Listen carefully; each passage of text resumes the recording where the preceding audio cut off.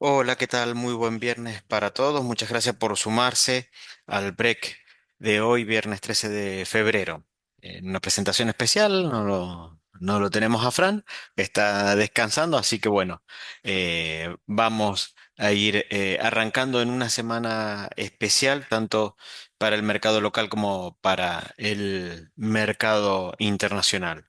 La semana pasada estuvimos haciendo una presentación eh, del mercado internacional fundamentalmente, porque venimos viendo un aumento en la volatilidad, muchas dudas en el plano internacional, fundamentalmente con lo que puede hacer las designaciones en la Fed. Hay posibilidades de alguna renuncia de miembros del directorio de la Fed.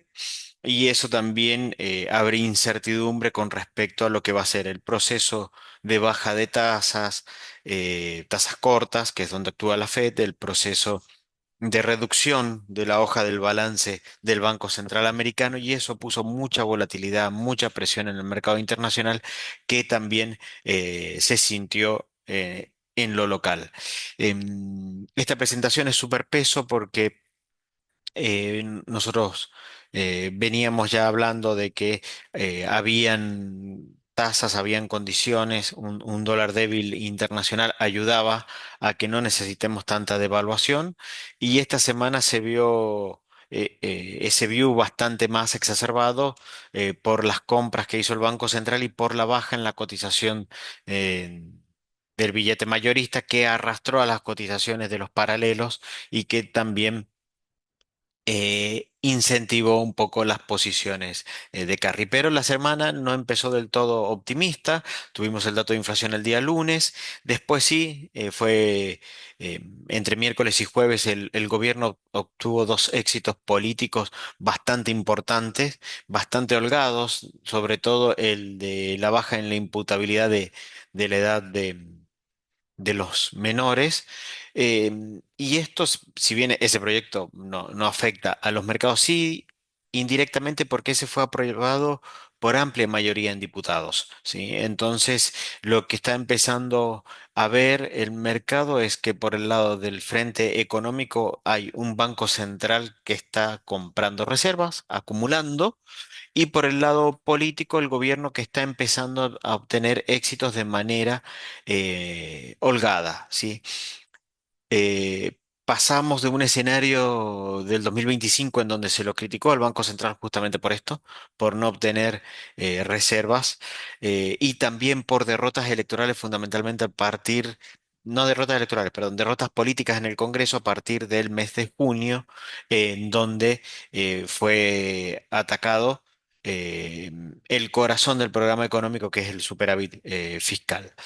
Como lo decimos, la turbulencia es internacional, entonces no solamente es el Merval, estamos esperando el dato de la inflación americana, y de corto plazo, o no tan, no sé si tan de corto, pareciera que todo apunta al carry.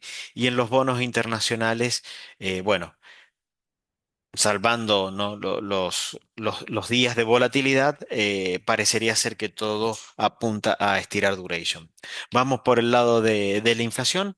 Se conoció esta semana, fue un 2,9. Sí, acá fundamentalmente lo que más pegó em, fue el tema de estacionales. Eso fue lo que básicamente hizo que el índice no estuviera en línea con los pronósticos de 2,5, 2,6, como sí lo estuvo la núcleo. Eh, Alimentos y bebidas fue uno de los rubros que más subió, y eso le pega mucho al gobierno porque el gobierno lo que intenta mostrar es siempre cómo el poder adquisitivo de los sectores más bajos de la economía van recuperando su potencial de compra. Entonces, bueno, el número decididamente no fue malo, y esto hizo que la inflación interanual, ¿sí? Pensemos que la inflación interanual en el 2025, de enero a diciembre del 2025, fue 31,1, perdón, 31,5, y la inflación interanual de enero, sí, sería desde febrero hasta enero, subió 32,6, perdón, 32,4. Esto que lo que nos está marcando que este enero ¿sí? El enero 2026 fue peor en nivel de inflación que el enero del 2025, ¿sí? Entonces, es una tendencia que no observábamos en donde prácticamente desde octubre, noviembre del 2024, ¿sí? Donde siempre se venían obteniendo mejores guarismos. El mes que se medía era más bajo que el mes que se sacaba, con lo cual siempre la interanual iba para abajo, pero bueno, este mes cambió esa tendencia, se rompió, ¿sí? Al menos por este mes hay que ver cómo viene febrero. Y para eso, ¿qué necesitamos? Que la inflación de febrero venga o 2,4 o por debajo de ese nivel. Quizás sí empecemos a ver que esa tendencia de la interanual se revierte en el mes de marzo, porque acá en el mes de marzo y abril tuvimos el efecto del acuerdo con el fondo que gatilló una suba del dólar de 1.100 a 1.400 aproximadamente, quizás un poquito más, y después comenzó a desinflarse otra vez bajando el nivel del dólar. Entonces, quizás empecemos a ver baja de inflación interanual ya a partir del mes siguiente o si no, ya en marzo y abril. Y ahí habrá que ver cómo juega estos excelentes datos que obtuvo el gobierno de inflación en el segundo trimestre del año pasado, ¿sí? Vemos que prácticamente el año 2025 terminó como empezó, ¿sí? Así que vemos en este proceso de inflación, de rebrote de la inflación, un proceso de ajuste de precio relativo marcada por la volatilidad cambiaria de el mes de septiembre y octubre de los meses de septiembre y octubre del 2025 por el efecto electoral. Entonces, ya drenando buena parte, si pensamos que la devaluación del 2025 fue aproximadamente un 45% y la inflación un 31,5%, eso nos da la pauta de que, bueno, hubo cierto ajuste. Ahora, con la baja del dólar que se está viendo durante el mes de febrero, eso podría, fundamentalmente del mes de febrero, eso podría ayudar a acelerar el proceso de desinflación. ¿Sí? Mirando, ¿sí? En el espejo que el Banco Central está acumulando, está comprando y acumulando reservas. Por ahí la acumulación no es el ideal porque está teniendo que pagar. Enero fue un mes muy duro en cuanto a pagos a organismos internacionales y a los bonos soberanos en dólares, pero también ese contexto se dio en un trimestre malo de liquidaciones de dólar. Entonces, todo incita a pensar que si tenemos un buen nivel de lluvia durante el mes de febrero, que haga mejorar la situación de las plantaciones, de lo que puede ser la futura cosecha, bueno, la situación podría estabilizarse bastante y el Banco Central podría seguir comprando dólares. El Banco Central tuvo básicamente dos caminos, ¿sí? Uno, haber hecho el que siguió, ¿sí?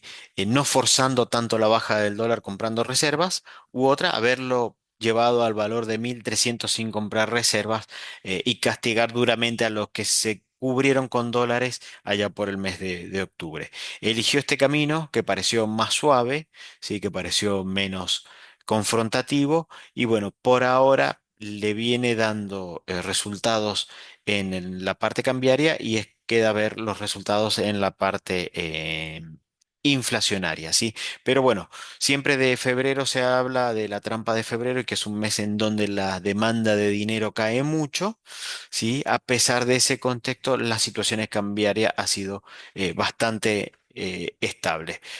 Esta sigue siendo la piedra en el zapato del gobierno que ahora debe intentar ir a buscar una baja bastante significativa en los niveles de inflación. Y esta semana también ha sido una semana muy dura para algunos sectores, fundamentalmente de la renta variable.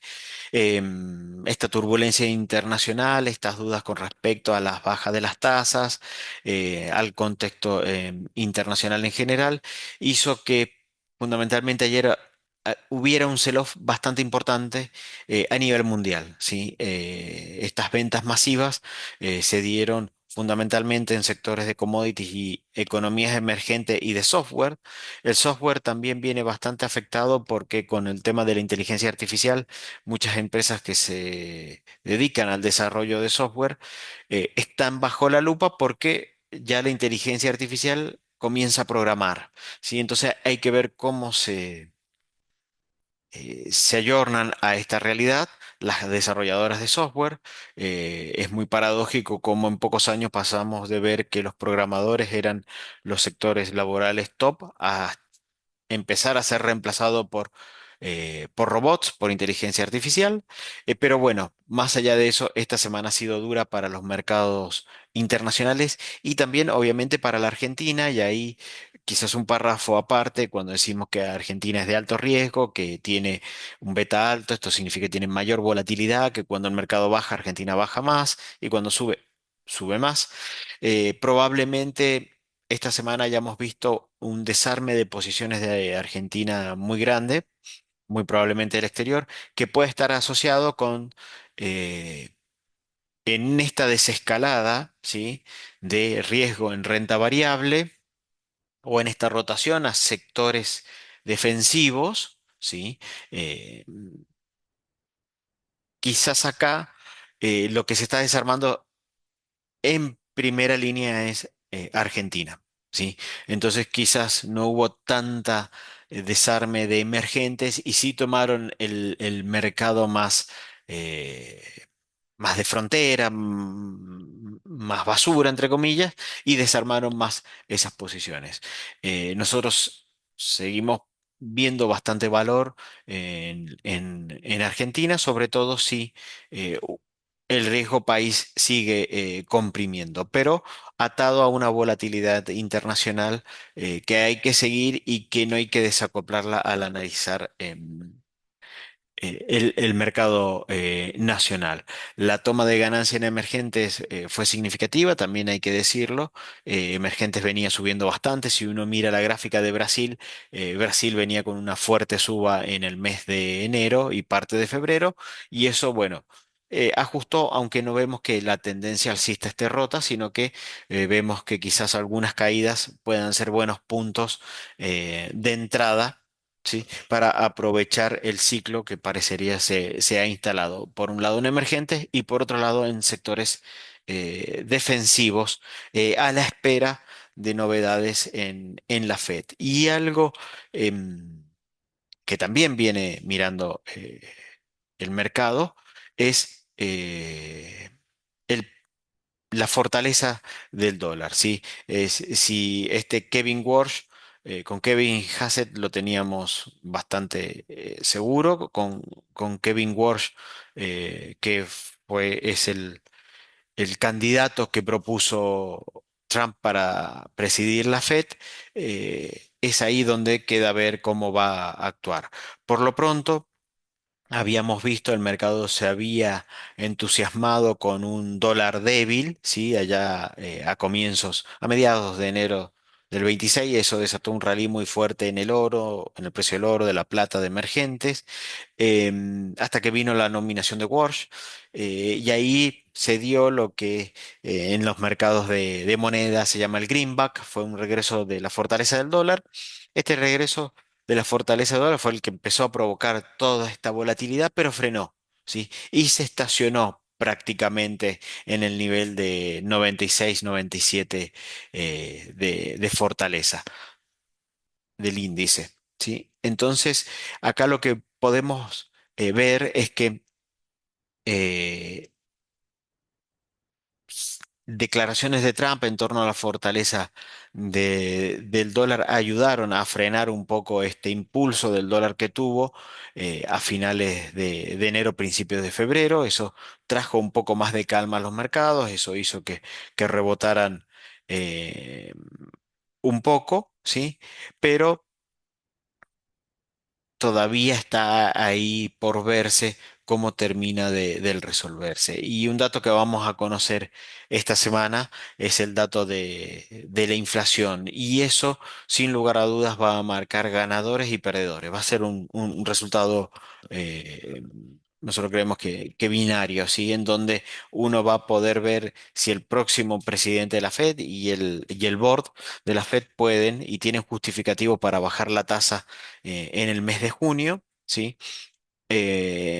O si esa posibilidad de baja de tasa comienza a dilucidarse. Eso, sin lugar a dudas, nos puede dar un rebote en el mercado de renta variable fundamentalmente y también si no, nos va a dejar en una situación de vulnerabilidad y en un momento en donde la renta variable podría seguir lateralizando, buscando noticias, ¿sí? Que ayuden a entusiasmar con estos precios. Por lo pronto, ¿sí? Las últimas 2 semanas.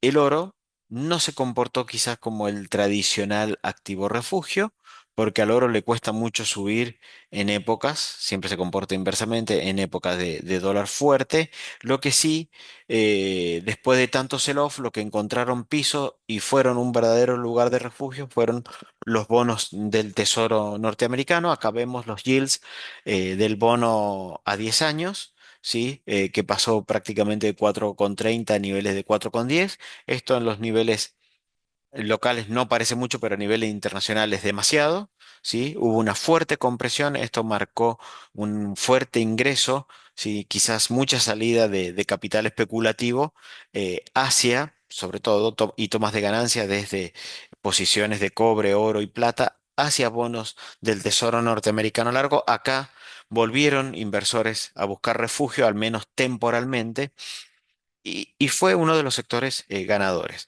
Por suerte, estas bajas de yields que también le vienen bien un poco a la renta variable, sobre todo en el tramo largo, que es donde uno a veces evalúa los proyectos de inversión y el precio, por ende, de las acciones que son activos de largo plazo. Esto ayudó a calmar un poco eh,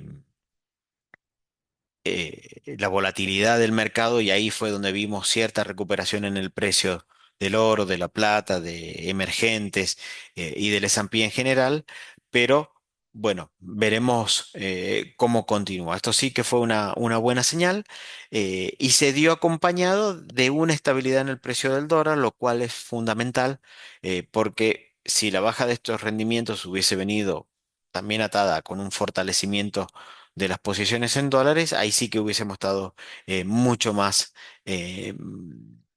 complicados. O sea que por lo menos lo que venimos esperando en este contexto internacional es que Trump logre este dólar débil e imponer su postura en el borde de la Fed y lo que podamos ver es un poco mayor de estabilidad en el nivel de precio, aunque no quitamos el telón de fondo de cierta rotación hacia sectores un poco más defensivos, ¿sí? En donde los inversores se van a empezar a plantear la sustentabilidad ahora de la deuda norteamericana asociado a los déficits. Una noticia que también fue buena para el dólar, pero por suerte no se manifestó tanto en el precio, fue que se filtró, aparentemente estarían en conversaciones Estados Unidos y Rusia para que Rusia vuelva a utilizar al dólar como moneda de intercambio comercial. Pensemos que Rusia estaba utilizando oro y también swap de monedas con China, con India, por ejemplo, pero es bastante engorroso porque la verdad que China e India después no saben qué hacer con los rublos rusos, entonces eh, dificulta mucho las relaciones comerciales, el intercambio comercial a Rusia. Entonces eso sin lugar a dudas sí sería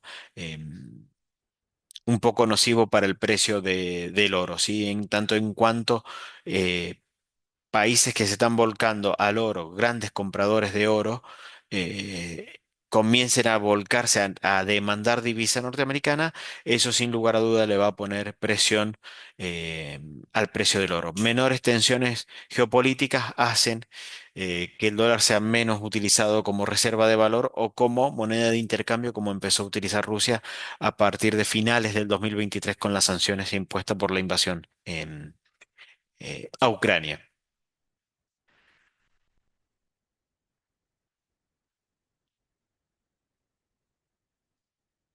Así que, bueno, seguimos avanzando.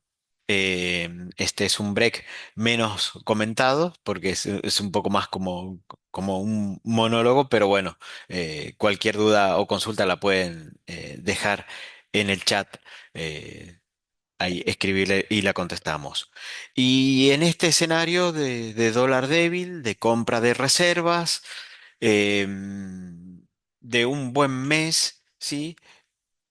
Pareciera ser que apareció el apetito eh, por los instrumentos de tasas, aparecieron inversores desdolarizándose. Nosotros lo estamos viendo con algunas carteras, con algunos inversores eh, medianos a grandes que están buscando deshacerse de algunas posiciones en dólares, sobre todo más conservadoras para hacer tasa. Nosotros creemos que este contexto luce bastante bien de cara a que estamos en el trimestre más difícil de liquidación. Si las lluvias del mes de febrero son lo suficientemente abundantes como para compensar el, el estrés hídrico que se venían sufriendo los cultivos por la falta de lluvia en enero. Eso podría dejar un segundo trimestre de buenas liquidaciones. Entonces, en ese contexto, nosotros creemos que de acá al mes de junio deberíamos vivir una pax cambiaria bastante tranquila. El dólar podría bajar todavía un poco más, aparte un poco porque estos procesos, como ustedes saben, se retroalimentan, ¿no? Cuando todos empiezan a comprar dólares y también hay muchos que compran porque se está comprando y cuando todos empiezan a vender también se va retroalimentando para intentar aprovechar estas tasas que las tasas fijas están bastante interesantes. Quizás desde un punto de vista muy fino, muy técnico, no sean las más interesantes, pero sí a niveles de inflación. Fíjense que en duration corta, con una inflación que eventualmente se llegara a bajar, están arrancando en niveles de 40 anual, ¿sí? A 38, ¿sí? De acá aproximadamente al mes de eh, prácticamente junio, ¿sí? Están entre 40 y 37 de nominal anual, tasas bastante atractivas, mucho más alta que las tasas de bancos, ¿sí? Entonces empieza a ser un momento interesante para jugar a tasa de corto plazo. Para nosotros eso puede andar muy bien para perfiles moderados, conservadores fundamentalmente, y también para flujos de empresa, ¿sí? En donde se puede esperar al vencimiento, ¿sí? Quizás el tramo que pueda llegar a ser más atractivo por los actuales niveles de inflación que vienen ponderando sea el SER, ¿sí? Y sobre todo el SER hacia finales de 2026, ¿sí? En donde estamos aproximadamente en niveles de 6 7 puntos, ¿sí? Por sobre el nivel de inflación, ¿sí? Nosotros lo que vemos es que en la medida que aparezca liquidez que comprima la tasa, el cuadro de la izquierda, que haga bajar esto, los instrumentos SER también tienen que ir comprimiendo y eso podría dar potencial ganancia de corto plazo. O sea, uno no compraría un instrumento SER a diciembre del 2027 para quedarse hasta diciembre, sino buscando este proceso de compresión. Claro que tienen que bajar el interés por este carry, ¿sí? Entonces decimos, se puede hacer carry con los SER, va a ser más volátil. eh, Hay que pensar quizás en un poquito más de plazo, quizás de junio de este año en adelante hasta el 2027. Inclusive la parte larga SER empieza a ser hasta más interesante que la parte corta de bonares y globales, ¿sí? Eh, por lo menos de acá a los próximos 5 o 6 meses, durante el primer semestre, creemos que ahí puede haber bastante compresión. Y uno que es un poco más variable es el de la tasa Tamar. Nosotros pensamos que la tasa Tamar en esto, que ha bajado casi lo que podía bajar, ¿sí? Que venía de niveles de 38 allá por principios, mediados de enero. En este contexto vemos que entre 30 y 32, la tasa Tamar tiene que haber encontrado un piso. Esto fundamentalmente intentando que la tasa de caución, ¿sí? Que muchos de ustedes la conocen, que es la tasa prácticamente overnight, de posiciones muy cortas, no se caiga tanto. ¿Sí? Y ese no se caiga tanto es que no me incentive a tomar posiciones de caución para salir a comprar dólares. Entonces creemos que la tasa Tamar por ahora debería mantenerse en estos niveles. Entonces, por ahí buscar algún instrumento que rinda tamar más algunos puntos puede ser interesante para devengar algo, pero para los inversores más conservadores, por ahí nos gusta más directamente la tasa de LECAPS, ¿sí? Aunque entre las tres, en un escenario de baja de inflación y en un escenario de baja de tasas, aunque sea paulatino, a medida que vaya bajando la inflación, vemos que los instrumentos ganadores deberían ser los instrumentos eh, ser. Pero bueno, es como que se dio la señal de largada, un luz cámara carry ha empezado, ya quizás desde hace un tiempo, nosotros venimos ponderando mucho eh, las posiciones en pesos, quizás hasta muchas posiciones en SER, ¿sí? Porque piensen que el SER va a ser en este esquema el techo de la posibilidad de suba del dólar. Claro que el dólar ya se nos está yendo muy abajo de la banda, pero pensamos que si sigue esta tendencia en un tiempo nos puede dar señales de volver a las posiciones en dólares fundamentalmente para aquellos que salieron para hacer un poco de tasa en pesos. Pero por ahora es un siga-siga de no mediar ningún cisne negro y si el gobierno sigue con las compras de reservas y los éxitos políticos.